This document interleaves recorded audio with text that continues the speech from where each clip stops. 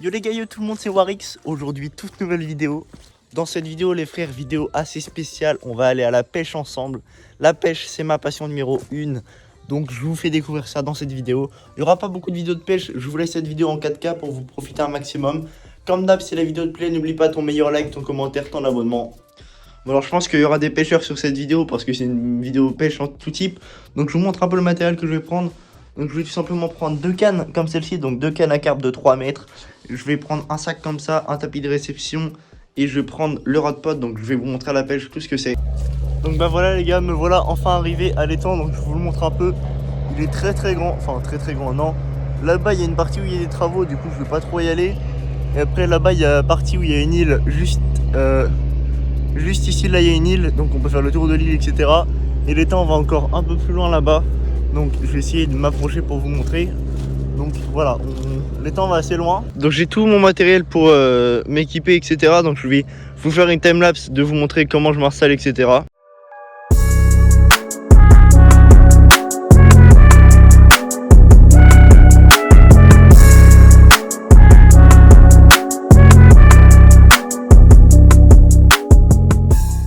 Bon alors du coup les gars, ça y est, je suis installé. Voilà, donc j'ai mis le rod pod ici, l'épuisette là. Donc le rod pod c'est quoi? C'est tout simplement ce petit équipement là qui me sert de pouvoir poser mes cannes avec des supports arrière et des détecteurs avant. Les détecteurs on va en reparler après avec les écureuils. Du coup vous pouvez voir que c'est les deux mêmes cannes, donc c'est juste pas la même génération, mais c'est les Xtreme 5 de Decathlon. Donc pour ceux qui veulent commencer la pêche après cette vidéo ou qui ont eu déjà envie de commencer la pêche, je vous conseille extrêmement les Xtreme 5 qui sont très bien. Il y a des combos Xtreme 5 avec des moulinets, donc ce sera pas les mêmes moulinets que ceux-là. Donc du coup là les gars, je vais vous montrer tout simplement comment préparer une canne. Donc je vais la prendre et je vais vous montrer un petit peu ce que je mets sur la canne. Donc déjà sur la canne, il y a un truc de montée, donc c'est tout simplement l'hameçon. Donc là c'est un hameçon à carpe avec un petit bas de ligne qui se relie avec une ficelle dentaire. Donc je vais vous montrer tout ça. Donc alors déjà il va vous falloir un plomb juste ici. Donc ça c'est un plomb de 60 grammes que je viens accrocher à cette petite agrafe là. Donc c'est des clips plomb. Donc on vient coulisser le plomb dedans comme ça. Là il y a le haut du clip plomb juste ici et on vient l'emboîter là dedans. Donc ce qui va nous faire un clip plomb avec un plomb qui tient et qui restera sur la ligne. Donc là ce que je vais mettre comme appât sur mon hameçon, c'est une bouillette. Donc c'est une boulette de farine. Donc ça c'est une bouillette de 20 mm. Il me faut donc une aiguille à bouillette comme ceci. Donc vous pouvez voir qu'il y a un petit crochet ici. Je vais vous expliquer pourquoi. Donc je viens la planter au milieu. Je viens la mettre comme ceci sur l'aiguille à bouillette. Du coup moi personnellement il y a tout type de montage différent. Je viens utiliser du wood comme ça. Donc je prends un petit fil assez long quand même que je viens couper donc comme ceci.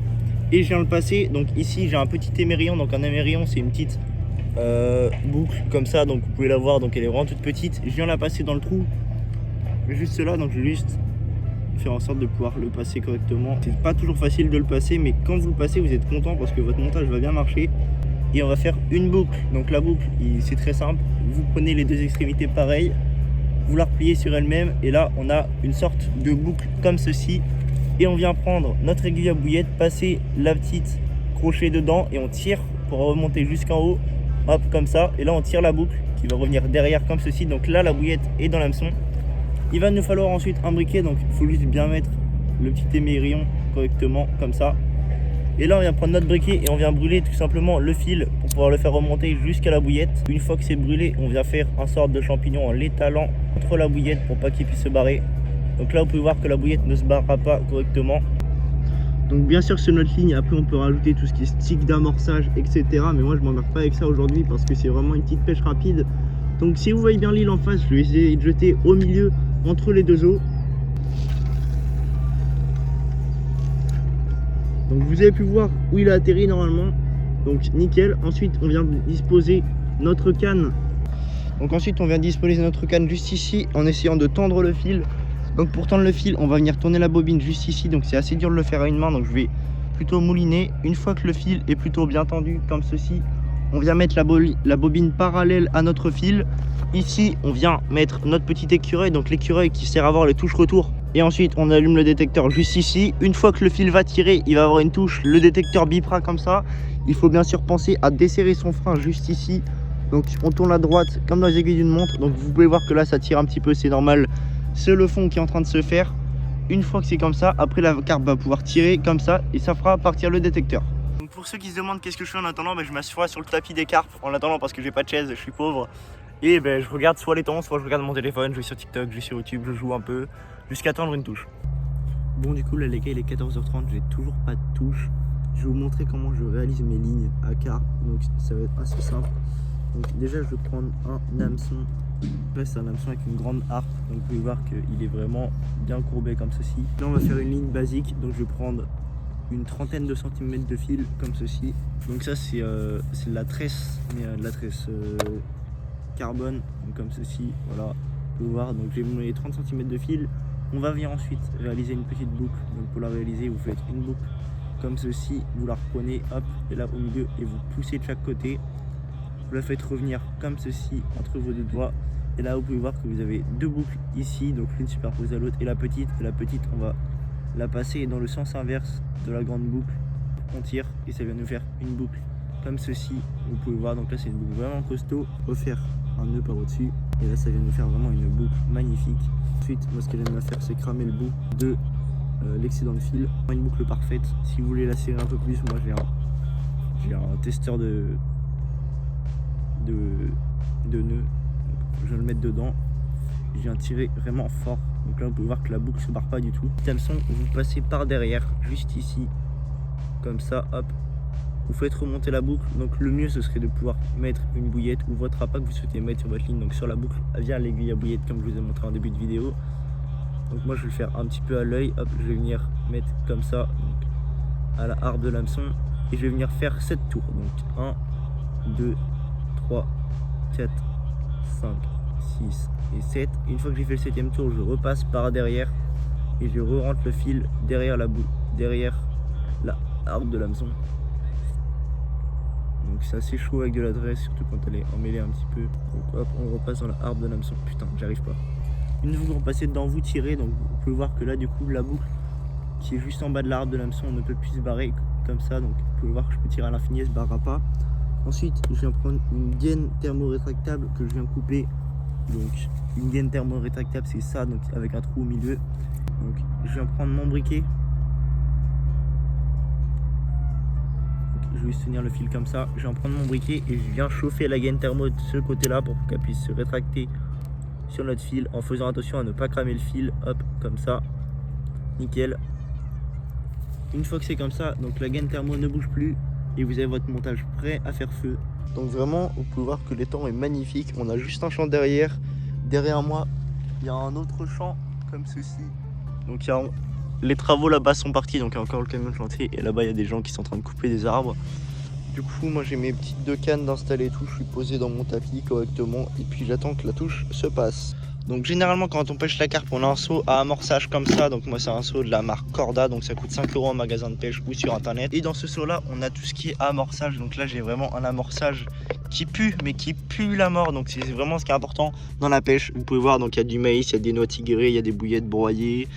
Il y a des bouillettes en petites portions. Donc dedans, il y a du sucre, il y a plein d'arômes différents et tout pour vraiment que ça prenne bien l'odeur, que ça, comment on peut dire, enfin pas que ça moisisse, mais que ça prenne tout et que ça fasse un truc pâteux. Donc vous pouvez voir que là les bouillettes sont vraiment pâteuses, ça commence. Donc c'est pas mal, je la garde toujours avec moi si jamais ça veut me servir, même si elle n'est pas prête totalement. Ça sert toujours. Après donc on achète des bouillettes, donc moi ça c'est des bouillettes d'amorçage normalement, donc c'est pas les bouillettes avec lesquelles je pêche, mais là j'ai pris celle-là pour aujourd'hui. Donc là c'est les Coco Banana en 20 mm. On achète ça à Decathlon, à Passifèche, à Chasse et Pêche sur internet. Donc moi ça je les ai commandés sur internet sur le site Pêche Promo. Donc un paquet neuf ça ressemble à ça, donc c'est des paquets de 1 kg, voilà, donc il est tout neuf. Et bien sûr il y a plein de bouillettes différentes, donc vous pouvez voir que dans mon sac, après j'en ai d'autres. Donc ça c'est des bananes, c'est des...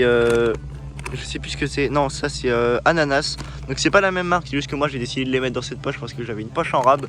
Donc vous pouvez voir, donc c'est vraiment pas la même qualité de bouillettes, donc ça c'est vraiment des bouillettes pour pêcher. Donc je mettrai peut-être ça après si ça marche pas très bien. Donc ça c'est vraiment des bouillettes de pêche, donc qui sont molles, qui sont dures mais qui sont très agréables au toucher et qui ont une consommation incroyable et qui ont une digestion incroyable pour les poissons. Donc généralement sur les paquets vous avez des modes de digestion, surtout sur les paquets Decathlon, genre par exemple vous avez 4 barres, vous avez 3 barres sur 4, c'est une très bonne digestion. Et ces bouillettes là justement sont à 3 barres sur 4, je les ai achetées sur internet, donc sur Pêche Promo encore une fois. Donc je vous ai pas présenté, mais ça c'est un tapis de réception déjà, donc c'est l'endroit où on va poser la carpe pour pas qu'elle se blesse.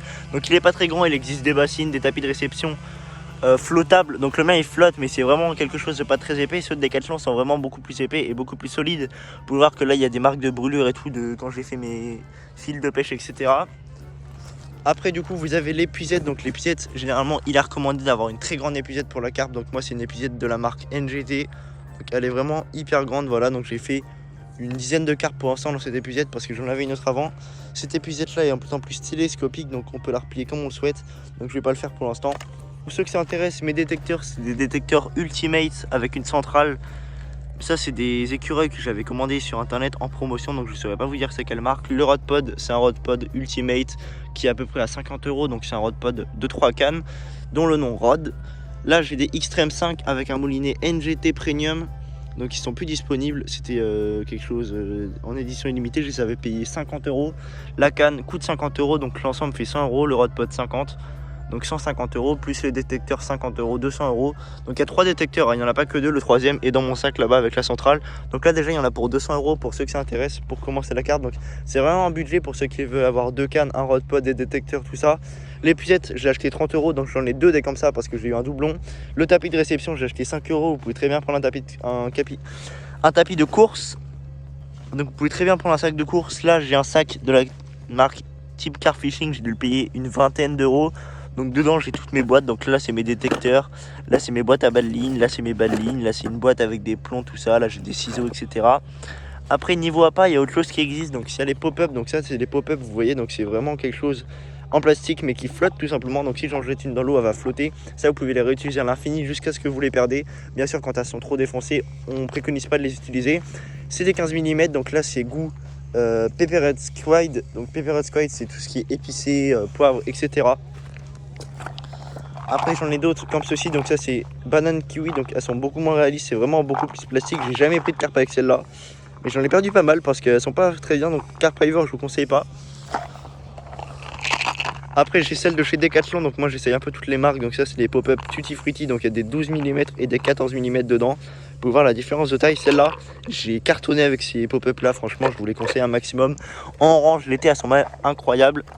Après ici on a des bouillettes rouges additives, donc c'est des bouillettes normalement c'est des bouillettes 20 mm ananas, donc que j'ai mis avec du liquide rouge, donc c'est du liquide barbecue, tout ça un petit peu, donc c'est un truc que j'ai acheté en commerce. Et pour ceux qui veulent les rêves de mes hameçons, tout ça, donc attendez, j'ai sorti de la merde. Hop, donc mes hameçons, c'est des hameçons Fox comme ceci, donc c'est 6 € la pochette, c'est assez cher, c'est pas la bonne pochette. Après sinon j'ai des hameçons Corda en numéro 4, donc c'est ceux que j'utilise aujourd'hui. Il y a les hameçons comme ça, donc les Rolling Black, donc ça c'est pas des hameçons, c'est des émerillons qu'on vient mettre en haut de l'hameçon. Donc moi personnellement j'aime bien regarder toutes mes refs, etc. Ça c'est des plombs de chez Caperlan, donc je vous les conseille, franchement ils sont incroyables, c'est du 70 grammes, on s'en fout de plus voir. Ça c'est sur internet, donc ils sont très bien aussi, c'est du 70 grammes aussi. Moi je pêche en 70-80, ça dépend de ce que je fais, etc. Je vais vous montrer un petit peu plus près l'eau, à quoi elle ressemble. Donc vous pouvez voir que l'eau est assez transparente aujourd'hui. Donc c'est vraiment bien une eau transparente comme ça. Donc c'est pour ça que je vous conseille dans une eau transparente de pêcher avec des choses claires. Donc là je suis avec des choses foncées pour essayer, parce qu'on arrive en hiver. Tout ce qui est carnet marche mieux en hiver parce que les écrevisses ressortent, tout ça, etc. Donc vous pouvez voir que l'eau est vraiment translucide. Donc je vais pas mettre mon téléphone dans l'eau parce qu'il devient plus waterproof. Et vraiment vous pouvez voir que là-bas il y a la digue juste ici. Donc le zoom est vraiment nul à chier. Et du coup on a un champ de maïs en dehors, voilà. Avant je pêchais là-bas quand il n'y avait pas ce pont là il est là depuis un mois. Donc on est plutôt clean sur cet étang.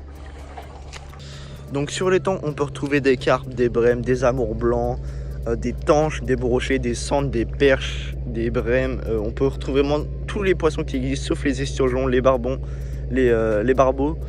Je crois que c'est les deux seuls poissons qu'on ne peut pas retrouver en eau douce ici, parce que les esturgeons ils ne survivent pas dans toutes les eaux, donc pas dans celle-ci. Là il y a deux amours blancs, il y a un poisson rouge aussi je crois, il y a peut-être une coille qui est sortie. Je ne saurais pas vous en dire plus, mais on est vraiment bien dans cet étang. Il y a tous les types de poissons, les carpes font entre 3 et 8 kg, donc j'ai jamais fait au-dessus de 8 kg. L'amour blanc fait 12 kg il paraît. Il y en a un qui a été ramené chez lui, donc quelqu'un qui l'a enlevé de l'étang et qui l'a ramené dans son étang. Là les gars je viens d'avoir une tirette, donc ça a bipé, je sais pas ce que c'est. J'avais mis une bouillette, donc c'est peut-être une carpe qui a dû taper dans le fil. Je viens de prendre un coup de pression parce que je voulais filmer absolument une touche, mais en fait il n'y en a pas, donc j'ai un peu le seum. Donc on va pouvoir se repérer facilement avec l'écureuil, voir s'il bouge. Et s'il bouge, ça veut dire qu'on a une touche. Mais là, pour l'instant, il a l'air d'avoir rien du tout. Donc je vous reprends s'il y a une touche. Le mec, c'est chaud. Il est 15h37. Il n'y a toujours rien. C'est insupportable. Mon pote est toujours pas arrivé. Donc je me fais un peu chier. Mais bon, on va essayer de faire du poisson un minimum. Lui, il va venir pêcher au ver de terre. Donc normalement, on va en faire. Il y aura un petit peu d'animation. Mais bon, c'est pas donné avec la lune. Donc voilà les gars, mon pote il a fait une petite perche comme ça, donc au ver de terre, voilà, je vais juste la relâcher juste ici pour pouvoir la laisser repartir tranquillement. Elle est vraiment toute petite hein, mais voilà. Bon du coup deuxième petite perche pour le frérot. Hop. Allez repart. Et voilà encore une. Bon celle-là elle est un peu plus grosse quand même. Hop là, et voilà les gars. Une petite carpe. Oh, elle me dégouline. En vrai, je pense qu'elle est 7-8 kilos.